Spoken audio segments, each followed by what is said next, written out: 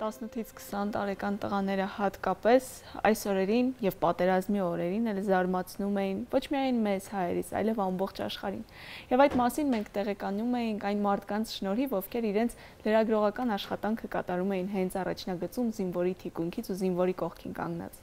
Եվ մեր տաղավարում են նրանցից մեկը Դավիթ Դավթյան, լրագրող, բարի լույս։ Բարի լույս։ Շնորհակալ ենք, որ եկել եք մեր տաղավար, Դավիթ, գիտեմ, որ առաջին օրվանից նկարանող խմբով Զինուժի մեկնել եք դիրքեր, մեկնել եք առաջնագիծ։ Կհիշեք առաջինը ինչ տպավորվեց ձեր մեջ։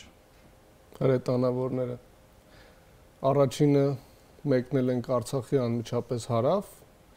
երբ որ պատերազմի լուրը լսեցինք, այդ ժամանակ արդեն կապ հաստատեցինք նաև պաշտպանության բանակի հետ ու հասկացանք, որ Արցախի հարավային շրջանը այսպես խոցելին է դարձել, որովհետև շատ մեծ ուժ է կենտրոնացվեց հակառակորդի կողմից այնտեղ ու մեր տղաները տենց կենաց մահու կռիվ են տալիս, որոշեցինք, որ ամենաթեժ հենց ամենաբուն կռիվը պիտի լուսաբանենք։ Գնացել ենք Հադրութ, այնտեղից Բանաձոր, այնտեղից մեզ ուղեկցել են Ջաբրայելի հրետանավորների մոտ։ Ալբերտի Հովանեսյան հայտնի լուսանկարը հենց այդտեղ է արվել, ժամկետային տղաներ էին կրակ արձակում ու առանց դադարի, առանց այսպես ասած շունչ քաշելու ամբողջությամբ փոշու մեջ կորած ու այդ անօթաչուների մասին, որ արդեն խոսում էին, առանց վախի իրենք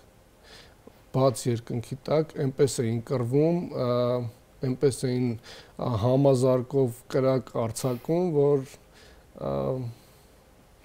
կարելի էր մի պահ կանգնել, նայել, հիանալ, հետո լուսաբանել։ Իհարկե կանգ չենք առել, նկարել ենք որքան հնարավոր է շատ ու տարածել ենք, որպեսզի մեր հանրությունն էլ տեսնի, որ մեր ժամկետային զինվորը ու նաև հրամանատարը իր կողքին ինչ քաջությամբ են կռվում։ Մենք հիմա տեսնում ենք աշխատանքը այդ օրերի կատարված լուսանկարների տեսքով։ Այստեղ այն լուսանկարներն են, որոնք այդ օրերին մեր լուսանկարիչը հասցրել է նաև զուգահեռ մեզ անել, այդպես արանքում գտնում ենք մի քանի վայրկյան։ Ես այս լուսանկարում կոնկրետ երկու մեր պահեստազորի սպաներն են, մեկին դիմում էին Լիպիտան, Մարտունի քաղաքի մոտակայքում, Մարտունի առաջնագծում ենք լուսանկարել, այն հայտնի դյադյաներն են, այսպես ասած, որոնք հակառակորդի ՀՄՄ-ները, BMP-ները արգրավել բերել էին մեր տարածք, որոնցով արդեն շարունակել են մերոնք մարտվարել։ Իհարկե, այսպիսի սխրանքներ շատ են եղել, մեկը չեն, որ պատմելու լինենք 44 օրվա մասին, կարելի է 440 սխրանք պատմել, դա պայմանական եմ ասում, շատ ավելին կլինի։ Մենք այսօր խոսում ենք հենց 18-20 տարեկան մեր տղաների մասին, որոնք անձնազոհաբար կռվում էին եւ պայքարում էին, վստահ եմ այնտեղ տեսել եք էլի, հա, շատ հետաքրքիր ու այսպես ոգևորող դրվագներ հերոսական։ Մա տեսեք, այս պատերազմում մասնակցել են ոչ միայն ժամկետայինները իրենց հրամանատարները, մասնակցել են նաև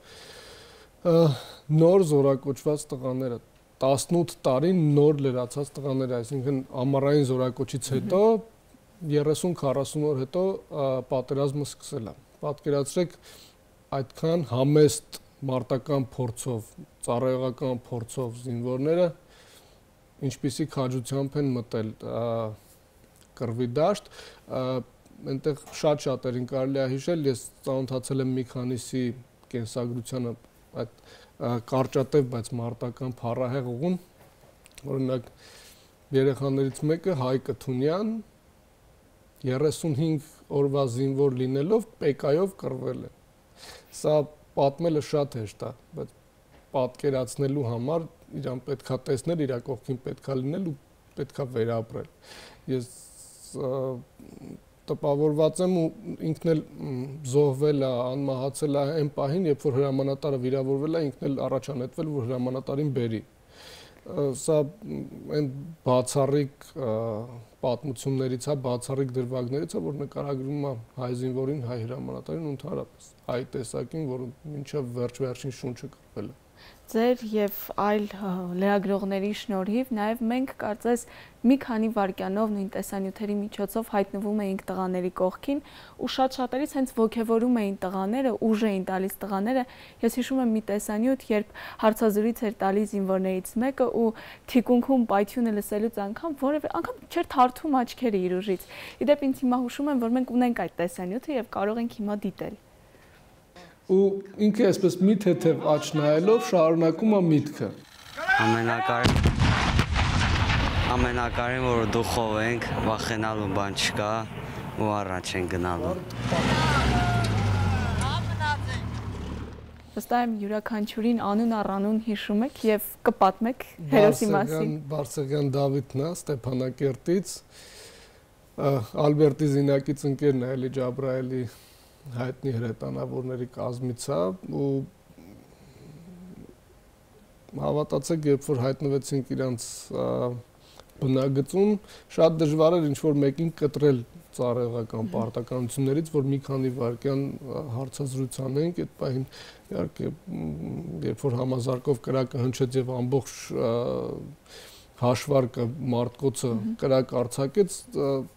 այդպես Դավիթի ձեռքից բռնել եմ մի քանի քայլ առաջ բերեցի, ասեցի 3-4 բառ կամ մի նախադասություն ասա, վերադարձիր քո գործին ու այդ պահին պետքա լիներ կրակի հաջորդ արձակկրակի արձակման հաջորդ հրաման ու հենց ասացի, որ խոսիր այնպես, որ տեսնեն եւ քո ուժը, քո փոքրամարմին մարդու մեծ ուժը եւ քո հերոսությունը եւ քո թարմությունը։ Եթե կադրում էլ տեսնում եք տղաներին, իրանք շատ փոշոտ են ու ամեն արձակումից հետո էլ այնպիսի հող էր բարձրանում,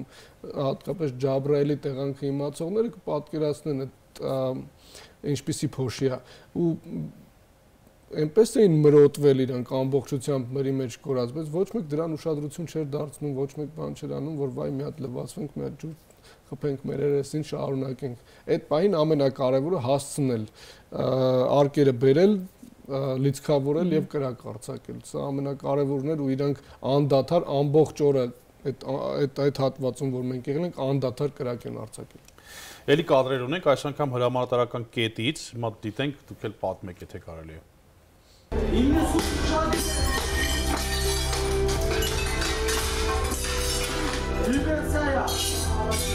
Միատնային քանի վիրավոր կա ու արունա հոսող վիրավոր կա, թե չէ ասա։ Ու այդ ժամանակ տեսա փող։ Հիշեք այս դրվագը։ Սա Հադրութից մի քանի կիլոմետր առաջ եւ Արցախի, այսպես ասած, հարավային ուղղության հրամանատարական կետն է, որտեղից որ մարտը ղեկավարվում էր։ Փոխգնդապետ Հակոբյանը, որը կադրում երևում էր, բացառիկ սխրանքով այլ աչքի ընկել։ Ու այստեղ շատ կարևոր է, որ մենք նաև հաշվի առնենք, որ հրամանատարական կազմը երբեք մենակ չի թողել իր անձնակազմին ու այստեղ նկարում էինք, կանգնած էինք, մենք էլ մի փոքր այլայլված, որովհետև շատ խառը իրավիճակ էր ու իրան տեղեկություններ էին հասնում, որ հակառակորդը կրակ արձակել մեր անձնակազմի ուղղությամբ, մեր տղաների ուղղությամբ ու ինքը իր հրամանատարական այդ ռացիան, իր այսպես ասած պուլտը թողնելով ենթակա էլի երիտասարդ, բայց փորձառու սպաներին ինքը հանդերձավորվեց ու փոքրաթիվ անձնակազմի հետ գնաց վիրավորներին փրկելու, անձնակազմին հասնելու, այդ չգիտեմ, չեմ կարող այդքան նկարագրել, թե ոնց էր աչքերը լցված,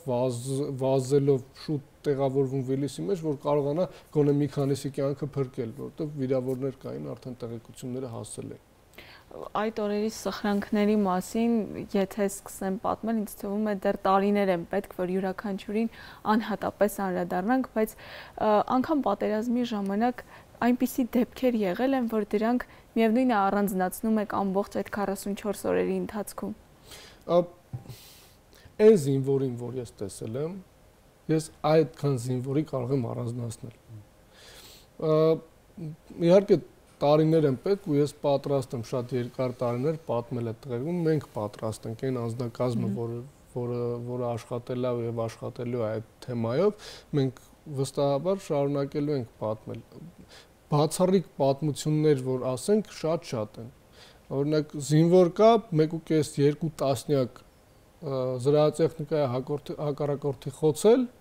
բայց այնքան համեստությամբ խոսում այդ մասին, կարծես թե այտենց սովորական օրակարգի նման մի քայլ արել է, սնվել է, քնել է, այտենց հեշտությամբ են պատմում բացառիկ պատմություններ, որ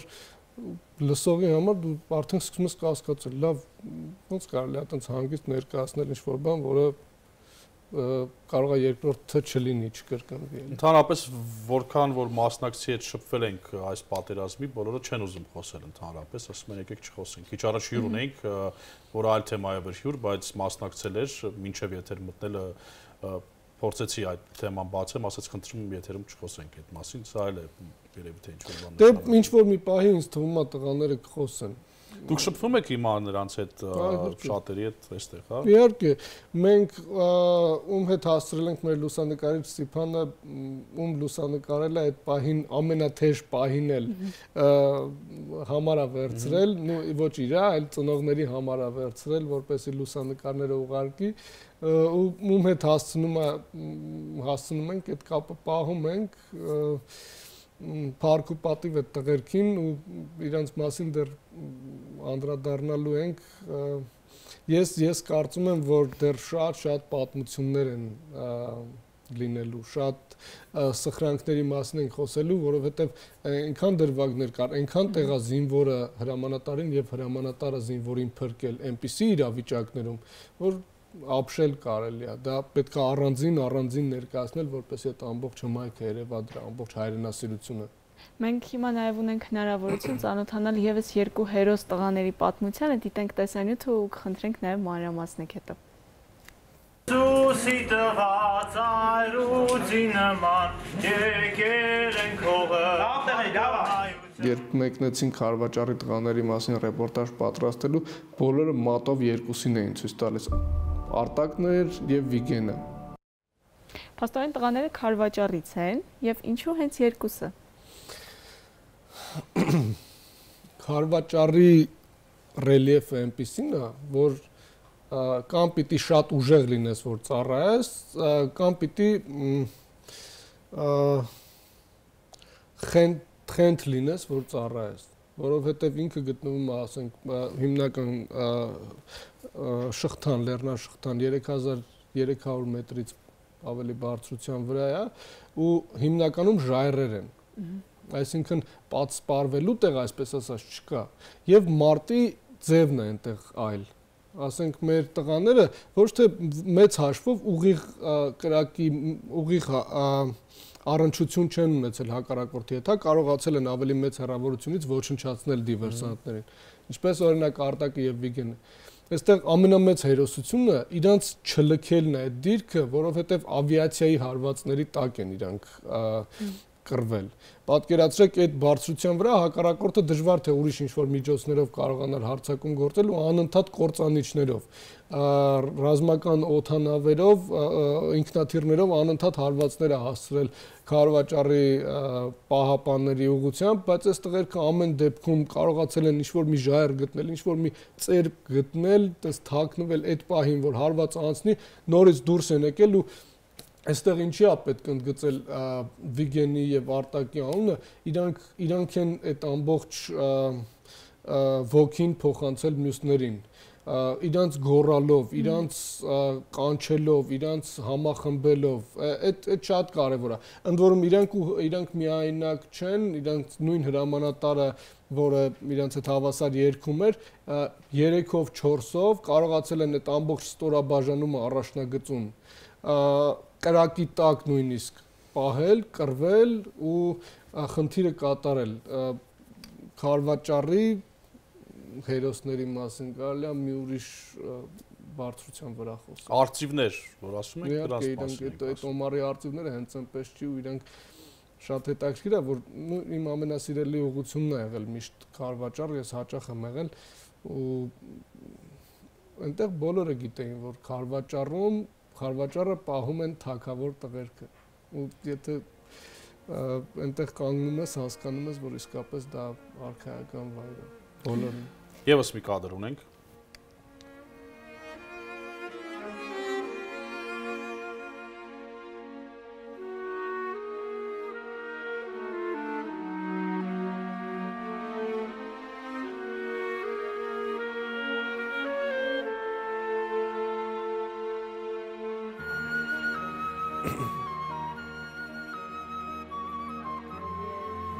Նորից ու նորից դնել, նույն հոլովակները դիտել, ուժ ստանալ նրանցից, տղաների ժպիտներից եւ հրամանատարների մի փոքր խիստ, բայց եւ հայրական հայացքից, որտեղ էին այս կադրերը արված։ Սա Արցախի ճակատային առաջնագիծն է, Աղդամի եւ Ասկերանի հատվածն է։ Կադրում Բաղդասարյան Լալա, Զորամասի հրամանատարի տեղակալներ, զամպալիտներ, որը պատերազմի ամբողջ ընթացքում եղել է առաջնագծում։ Ես իրան հանդիպել եմ խրամատներում ու իմ գործընկերներն էլ ովքեր այնտեղ են եղել, ինքը խրամատներում է եղել, ինքը երբեք չի վերադարձել հրամանատարական կետ, թիկունք, ինչ որ ավելի երկրորդ, երրորդ բնագծի դիրքեր։ Եղել է միշտ առաջնագծում, զինվորի կողքին, կամավորների կողքին ու դուխ հատվել, որտեղ կռիվ է եղել, կռվել է ու Լալա Բաղդասարյանը իմ համար այս պատերազմում դարձավ ուրիշ հերոս, որովհետև ինքը կռվում էր Արցախի ճակատում, առաջնագծում, որդին կռվում էր Հադրութում եւ փոխգնդապետ Բաղդասարյանի որդին զոհվեց հերոսաբար Հադրութի պաշտպանության մարտերում ու իր հոր սպայի մեծությունը հենց այս հարցում այնա որ ինքը մի քանի ժամով բացակայեց որդու զոհվելու լուրը լսելուն պես ինքը կարող էր ասենք մի քանի օր վերադառնալ տուն արարողակարգը լիարժեք իրականացնել եւ նոր միանալ զինակիցներին ինքը չի արել դա ինքը մի քանի ժամով ընդամենը վերադարձել է տուն հուղարկավորել է որդուն ու նորից առաջնագիծ սա չգիտեմ ընդամենը պետքա փաստը արձանագրել եւ հետեւություններն արդեն կարելի է անել թե ինչպիսի հերոսներ ու հերոս զինվորներ ու հերոս սպաներ ունենք ու սա միակ դեպքը չի մեր ամբողջ բանակը մեր զինված ուժերը բոլորը հայրենասեր տղերք են ու մինչեւ այսօր էլ հայրենասերությամբ կանգնած են այն դիտակետում որտեղ